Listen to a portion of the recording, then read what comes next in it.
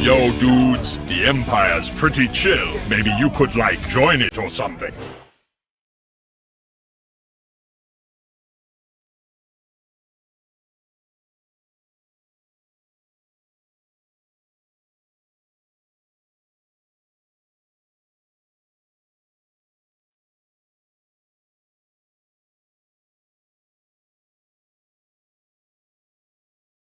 Hey everyone, Lucamus Prime here, so it's time for another franchise rankings day, and today's ranking is going to be a special one, guys, because it's the first of a two-part ranking, and today, guys, this is the first part of my ranking for the Xmen franchise, and in this first part, guys, I will be ranking the main films in the franchise, and I will not be including the spin-offs. They will be included in part 2 next Monday. So I'm going to be ranking the main X-Men movies from best to worst in my personal opinion, guys. So if you guys don't agree with me, that's absolutely fine. But please respect my opinion, just like I respect yours. Alright, so starting with my favourite of the main X-Men movies, which I really love, guys. I'm going with X-Men Days of Future Past. But I like the Rogue Cut more than the theatrical version, and we'll get to why. So the good qualities, I think the acting by the cast is amazing. I really love it. And, you know, James McAvoy was amazing as the young Charles Xavier. And Michael Fassbender is my favourite Magneto of all time. And he was brilliant in this movie, guys. And I also, as well, did like Mystique in this film. I only like Jennifer Lawrence as her in this film and First Class. And, yeah. And I also, as well, did love, once again, the legendary Hugh Jackman, my favourite Australian actor, playing Wolverine. You know, I won't imagine any actor other than him playing Wolverine in, you know, like, live action. He will always be Wolverine to me. And I do love, as well, how it brings back the original cast from, you know, the original X-Men trilogy. For example, they brought back Sir Patrick Stewart as the older Charles Xavier, and Sir Ian McKellen as the older Magneto, which was pretty awesome. We also brought back others too, such as Colossus Clever Daniel Cudmore again, and also Sean Ashmore as Iceman, and Ellen, now Elliot Page, as Kitty Pryde as well. So yeah, and many others too, and of course the great Halle Berry as Storm. And I do love as well, and the fight scenes are absolutely top notch. The special effects and the CGI are amazing, and it's visually stunning. Like, when I saw this movie at the cinema, guys, it blew my mind. It was just so brilliant. Like, I loved it so much, guys. Absolutely amazing. I do as well how John Ottman returned to score the music as well. I did love that. That was really amazing. Love that. His music was just brilliant, in my opinion. Like, I love his score. It's definitely among some of my favourite scores, of course, yeah. Really good. And yeah. And I do also love Quicksilver, guys. Quicksilver was one of my favourite parts of the film, and his scene where he runs around that, you know, cooking room in you know, slowing down time is just brilliant. Like, the way they filmed it was just spot on. Like, so brilliant, and like absolutely brilliant. I'm telling you, like, blew my mind. And I also as well do love how you know, it erases a film that I don't like, which is, of course, The Last Stand, by bringing back Jean Grey and Cyclops in a new timeline, where they're alive and well. I did like that, and they also got Famke Janssen and James Marsden back as Jean and Cyclops, which I did love. That was really amazing. So, yeah. However, when it comes to, like, bad qualities, the reason why this isn't my all-time favourite X-Men movie, my favourite we'll get to in part 2, guys, is because I don't like how in the theatrical version, Rogue, despite appearing in lots of the promotional material, only appears at the end in the alternate timeline as in a non-speaking cameo alongside Iceman, and that was it. Luckily, in the Rogue Cut, she has a much more bigger role and much more purpose to the story. I do love that. And yeah. And I also don't like how off-screen they killed off many mutants we'd met in First Class, such as Angel Salvador, Azazel, and Emma Frost. There's probably others too. I think also Banshee as well got killed as well, which was pretty sad. But I can let those slide, guys, and I give this movie a flat-out 10 out of 10. It's my favourite out of the main X-Men movie, and I love it. So, in second place, guys, out of the main films, this might be like an unpopular opinion, but we go on to what is my favourite out of the original trilogy, which is the first X-Men film from 2000. And yeah, I give this movie an 8.5 out of 10. So what do I like about it? The acting by the cast is once again amazing, and, you know, Hugh Jackman as Wolverine, Sir Patrick Stewart as Charles Xavier, Serena McKellen as Magneto, Famke Jensen as Jean Grey, James Martin as Cyclops. One thing I will say about Cyclops, guys, is I love how in this film he has the most screen time and he has a big role. I do love that because I didn't like how in the sequels he had less screen time, and we'll get to that. The fight scenes were also really good, and the fight scenes definitely do hold up to this day, in my opinion, despite this movie being 21 years old. Like, wow, pretty amazing, isn't it? So, yeah, pretty good. And the villains alongside Magneto are good. Like, for example, guys, Rebecca Romijn is my favourite Mystique of all time. I think she's far more better, more interesting, and more villainous and menacing than Jennifer Lawrence, in my opinion. Definitely. Like, I can't imagine Mystique being played better by anyone other than Rebecca Romijn, to be honest, guys. But, yeah, I can tolerate Jennifer Lawrence more in First Class and Days of Future Past than the other films she was in as Mystique. So, yeah. And, yeah, I do like the villains such as Tyler Mane as Sabretooth and also Ray Park as Toad, which is pretty cool. Even though, of course, my favourite Ray Park role would have to be Darth Maul, and second favourite Snake Eyes from G.I. Joe, but, yeah.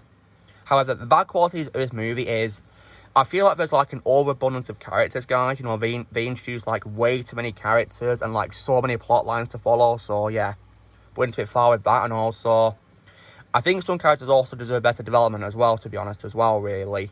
But, yeah, I can let those slide because this is my favourite audiovisual trilogy, guys. And I have a soft spot for it as well because it was produced by Richard Donner, one of my favourite superhero directors of all time, because he directed the first two Christopher Reeve Superman movies. So, yeah. And also, the music as well is also really good. I have a soft spot for music as well because it was composed by the same person who composed, I think, the first 3 Die Hard movies, guys. I think he's called Michael Kamen, if I remember correctly. And, yeah, of course, rest in peace to him as well. Yeah, it was very sad that he died. Yeah, Michael Kamen, yeah, that's his name, yeah. Rest in peace to him. I liked his music a lot. So I'll give this movie 8.5 out of 10. Now, my third favourite in the series would have to be X-Men First Class from 2011, which I also give 8.5 out of 10 to. And yeah, I do love this movie a lot. I really do, guys. Really amazing. For example, I can't believe it's 10 years old as well, guys. Pretty shocking, isn't it? This, of course, introduced, you know, the younger X-Men and characters such as, you know, younger Xavier and Magneto, and also younger Mystique as well, and Beast as well. So, yeah, when it comes to the acting, I think the best actors in this movie were definitely James McAvoy and Michael Fassbender as Xavier and Magneto. But, guys, I will be honest and say that Magneto, in my opinion, was the best part of First Class. He was, like, my favourite thing about this movie, guys. Like, whenever I rewatch this film, I always like to rewatch Magneto's scenes because he's such a brilliant character in his films, and Michael Fassbender's performance makes him my favourite Magneto of all time, you know. I mean, now sure, guys, I will say that, you know, I won't cast any actor other than Serena McKellen as like an older Magneto, but young Magneto, Michael Fassbender all the way. Absolutely. The visuals are also really good as well, and like I said before, I do tolerate Jennifer Lawrence in this movie, you know, a lot more than in Apocalypse and a movie which I really hate, which we'll get to. So, yeah.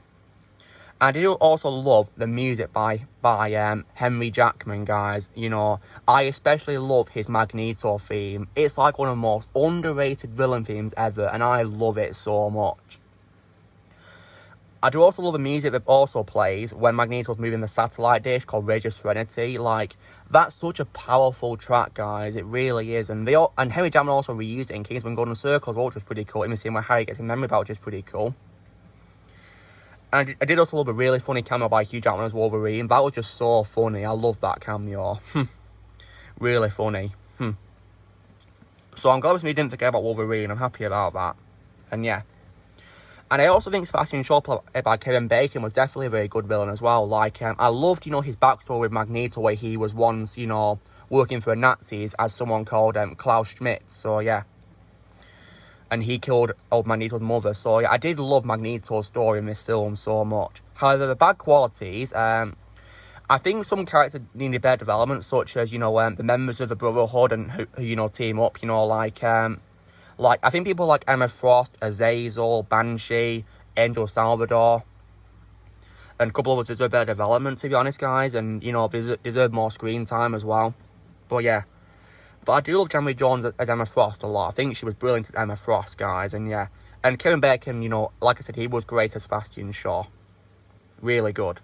But yeah, the best thing about this movie for me was definitely Michael Fassbender. He was my favourite actor in this movie, and he's also my favourite Irish actor of all time as well, guys. So yeah. So that's first class, give it 8.5 out of 10. I do love this film. Now, my fourth favourite out of the main films would probably have to be X2 or Xmen 2 or X2, Xmen United, whatever you want to call it. So yeah, released in 2003, guys, 18 years ago, wow.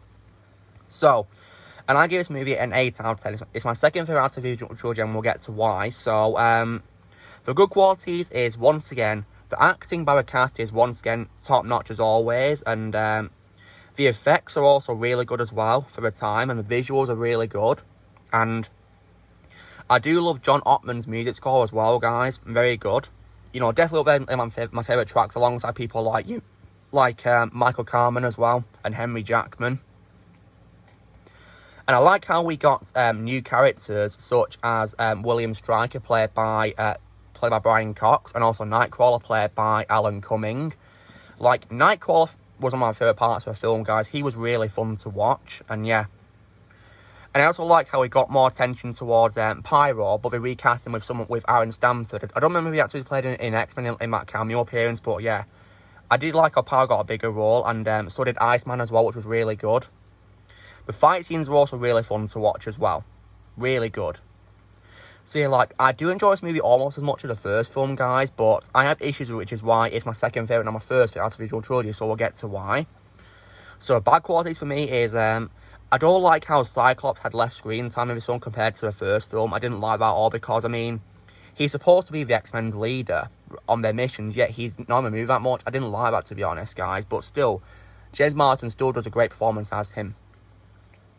It was also strange as well how Storm's accent changed in this film from Egyptian to American, which was really confusing as well. You know, I don't know why that changed, guys. So, yeah, didn't make sense. Pretty confusing. And also, I feel like Colossus was also downplayed as well, because he only has, like, you know, one big scene where he's defending the X-Mansion from you know, Stryker's forces, and he helps the children escape. And that's it. So I was hoping we get more of him. But to be honest, guys, I prefer Colossus way more in the Deadpool films than in this main franchise, because I feel like he was really downplayed in these films. And also, when it comes to, you know, Lady Deathstrike was a bit of a letdown, because she didn't really do much in this movie, guys. And sadly, I really don't like how, you know, she only has one line. Because, you know, her only line of dialogue is when she asks Mystique disguised as a garbage disposal man, where she asks Mystique, you know, what are you doing here? And that was it. Like, I was disappointed, but I did like her fight scene with Wolverine. Well, that was really fun to watch. So, yeah. So that's why Who is my favourite, you know, Hawaiian actress of all time. You know, she's a great actress, guys. I like her in many other roles as well. She's a great actress. So, yeah.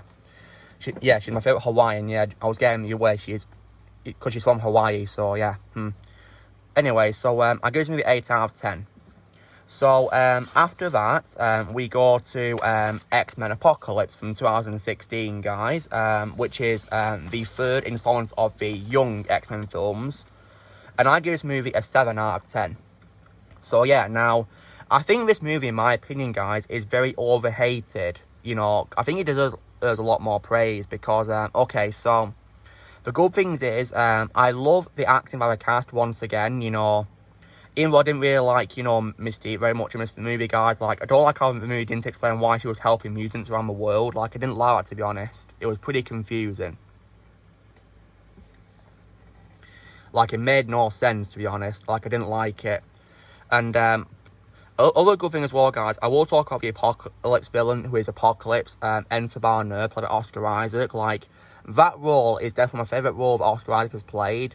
Like, he was so menacing and, you know, well characterised. Like, I loved Apocalypse in the film, guys. Like, Oscar Isaac didn't deserve any hate for his role because he nailed it, in my opinion. And his monologue where he yells that everything they built will fall, and from the ashes of a world will build a better one, is so chilling and brilliant. Like, great delivery of his acting, I'm telling you, really brilliant. And plus, I do like how we got introduced to more of the young X-Men, such as, you know, Jean Grey and Cyclops, and also Nightcrawler. Even though I prefer Alan Cumming as Nightcrawler over Cody Smith-McPhee, to be honest, guys. And I also prefer Famke Jensen and James Marsden as, you know, Jean and Cyclops as well. And I especially did love the Quicksilver scene in the film where he saved everyone from the X-Mansion being blown up. Like, the way they filmed that was just amazing. Like, wow. I love that running scene so much. I mean, it might be my favourite scene in the film, maybe, guys, but I do also love the scene where we see Wolverine going on a rampage, you know, killing all of Stryker's soldiers in that lab where he was in. So, yeah. And that scene also retcons X-Men Origins Wolverine as well. So, if you guys hate a movie, you'll be very happy about this. So, yeah. And once again, I did love Magneto in the film, guys. And plus, right, if you hated what, you know, when the Nazis did to Magneto and also to the other, you know, people in the Holocaust, the scene where Magneto destroys Auschwitz is definitely so satisfying to see because, you know, he's destroying the place where he was tortured as a kid and where his mother was killed. Like, it was so satisfying, really. But, yeah. And, of course, I like how John Ottman composed the music again. So, yeah. And I like how the film also showed how Xavier became bald. Because it was pretty confusing how in First Class he had long hair compared to, you know, the original trilogy where he was bald, you know. So, yeah. On to bad qualities, you know, like I said, I don't like how they didn't explain how Mystique was helping mutants all of a sudden, but I also think as well that Magneto deserved, you know, better development as well, really, because, you know, like, how did he get to Poland and live a life married and having a daughter without being noticed by, you know, the authorities, you know? Like, surely they'd recognise his face from Washington, right? You know, because he appeared on the news delivering a speech. So, yeah. And I also don't like as well how Havoc died either, you know, played by Lucas Still. You know, Havoc is, you know, Cyclops' brother. Like, I really hated how, you know, he died in the X-Mansion. And they didn't even, like, you know, like, it was so anticlimactic because we never saw his body, did we, guys? So, yeah. And sadly, he was absent from the sequel to this, which we'll get to. But, yeah. Anyway, I can let those bad qualities slide. I give this movie a 7 out of 10. So, yeah. Now, after that, we then go to what is, in my opinion, you know, my second worst X-Men movie out of the Men franchise, which is definitely X-Men The Last Stand from 2006. Oh boy, I really don't like this movie, guys. You know, compared to the original trilogy's first two films, this was a big letdown, and we'll get to why. I give this movie a 6 out of 10. So the good qualities is, you know, the acting by the cast is still great as always. You know, the acting is never really a problem in this original trilogy, guys, you know. I like how I got introduced to Beast, played by Kelsey Grammer, and also Angel, who is played by Ben Foster. This is Archangel, I believe, guys, yeah. I think it's meant to like a different version of Archangel, I believe, and visuals and the CGI are also pretty good in this movie. You know, they do hold up quite well, in my opinion. The music is also pretty good too. I will admit the music is pretty good. I think it was by who was it composed the music for this film? It wasn't John Ottman because he didn't return, did he? I think it was I'm trying to think about who it was who composed the music for this. Let me think carefully. John Powell, that's it. John Powell, same guy who composed Solo, I believe. Yeah, Solo.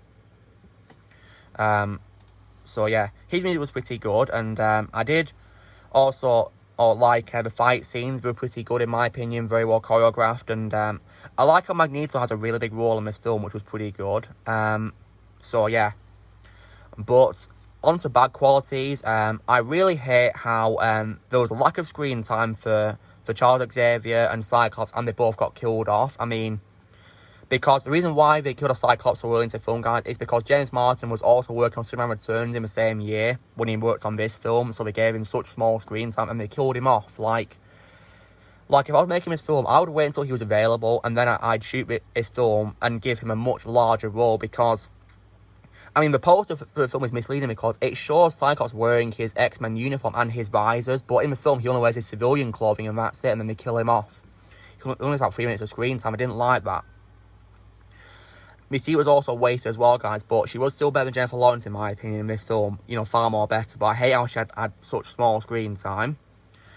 I also think, you know, Magneto's new mutants he makes friends with, who John Forster needed better development. I didn't really like him that much, to be honest. Like, they changed, you know, Psylocke's powers so much in this movie. Like, I prefer Olivia Munn's version in X-Men Apocalypse, to be honest. Once again, Storm's accent changing from Egyptian to American made no sense either. I didn't like that either. And once again, Colossus was also downplayed. And I also, as well, did not like how they did not reveal Pyro's fate in the final battle because, you know, Iceman headbutted him.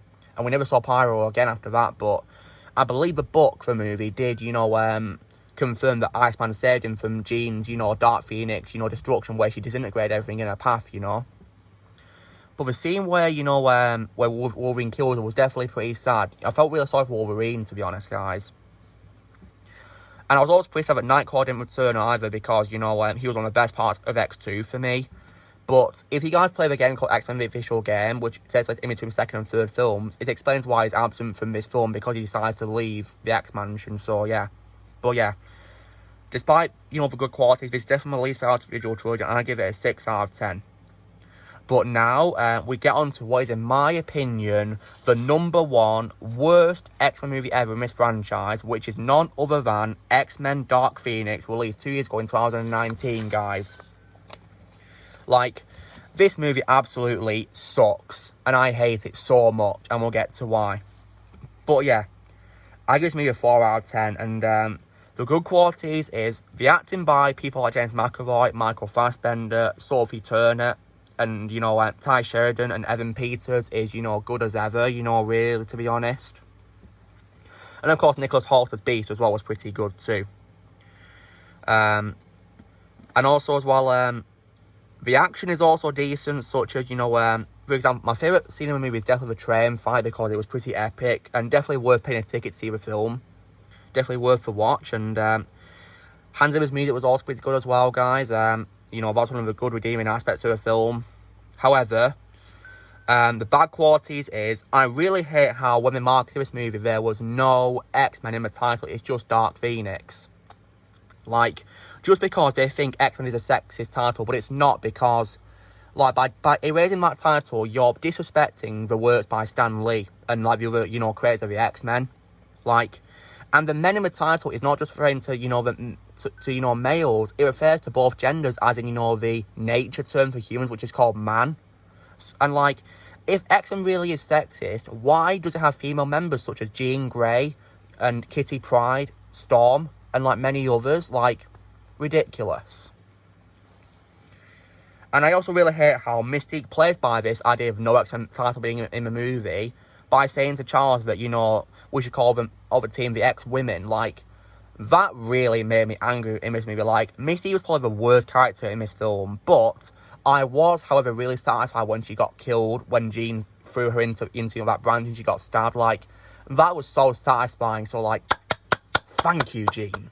Thank you. So, yeah, I hated Mystique, and that's why in this franchise, I prefer Rebecca Romijn's version of Mystique way more than Jennifer Lawrence's. I also really hate how there was a lack of action in the movie, guys. Most of the film is talking, and it gets so boring. I hated it.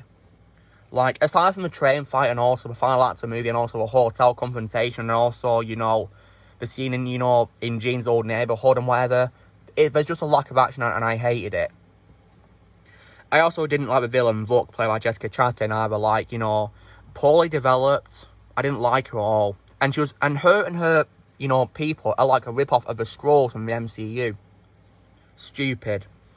And I especially hated how Quicksilver was completely wasted in this film, because this is a character that's really fast, and he was easily defeated by Jean Grey. And he's out of commission for the rest of the movie in a coma. Luckily, he didn't die, so that's a good thing. But yeah.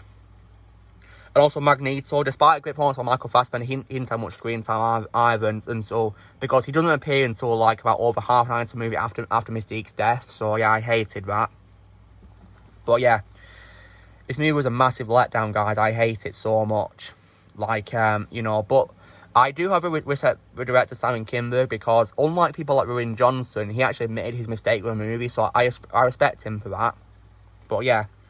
And the ending is very anticlimactic because, you know, it shows that, you know, Hank, you know, Beast is now, you know, the head of the school, the X-Mansion, and also, you know, Jean Grey goes into space as a Phoenix. despite appearing in, you know, Days of Future Past's end scene, you know, with Cyclops, you know, alive and well, no problems, and Xavier's still the head, you know? And Xavier and Magneto play chess in Paris, you know? Like, that's because this was meant to be the start of a new trilogy, but of course Disney acquired the X-Men to be in the MCU, so, you know, that's why it's so anticlimactic. I didn't like that at all. So, yeah. This ending was just so stupid, guys. I hated it. But, yeah, I gives me a 4 out of 10.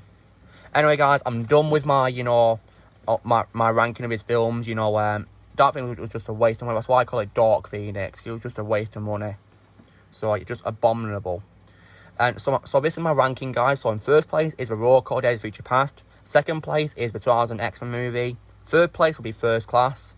Fourth place would be X2. Fifth place would be Apocalypse. Sixth place would be The Last Stand. And last and definitely in least place would be X-Men Dark Phoenix, as I call it, because I hate it.